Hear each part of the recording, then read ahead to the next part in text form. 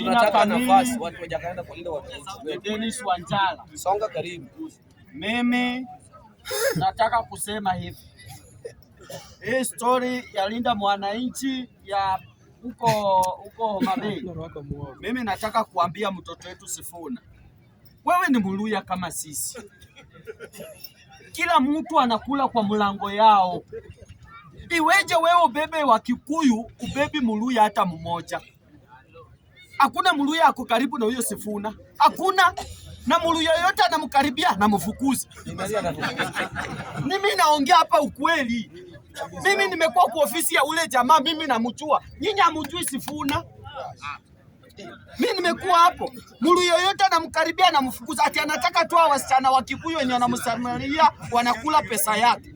Mimi nataka kuambia Sifuna, na tunakupea 72 hours.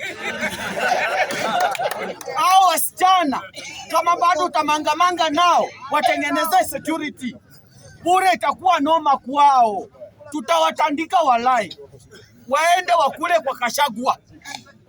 Nimesema Abizuena, Njoroge na huyo mwingine anaitwa Jezibadi. Rigathi Kashagwa kwa Mount Kenya kwenda huko. Mimi nawaambia hapa ukweli. Itakuwa vita, si ati siri. Hatuwezi kukwati sisi Waluya, sisi ndio kusimama hapa kusema Sifuna. Sifuna anapewa pesa, anakula na wasichana wa Kikuyu. Sasa na uboleo huko.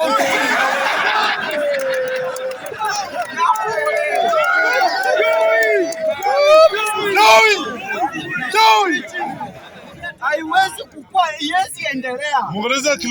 Huyu mjamaa anachukua V8, anapea wasichana wanapanda juu ya magari. Mimi mtoto wa Celestine, mtoto kutoka kaunti moja na yeye. Kaunti moja na Sifuna. Consequence tunashare. Ati Kikuyu inasimama juu ya gari inanisalimia mimi.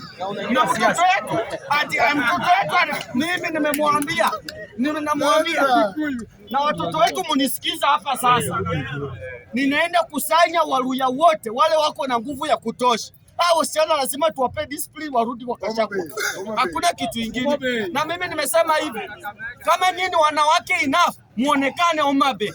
Tunaenda kumobilize vijana huko, tukiwaona kwa magari kubwa na sisi tunatembea chini kwa chapa plus hiyo magari yenu mtajua kwa mtaenda kununua magari mengine. Na mwambie Sifuna wabaie magari.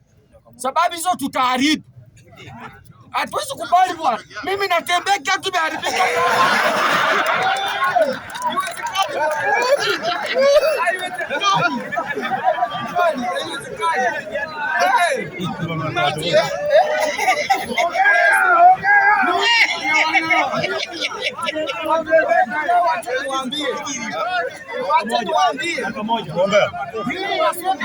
Sababu wenye wanakula pesa ya Edwin Watenya Sifuna ni hao wasichana.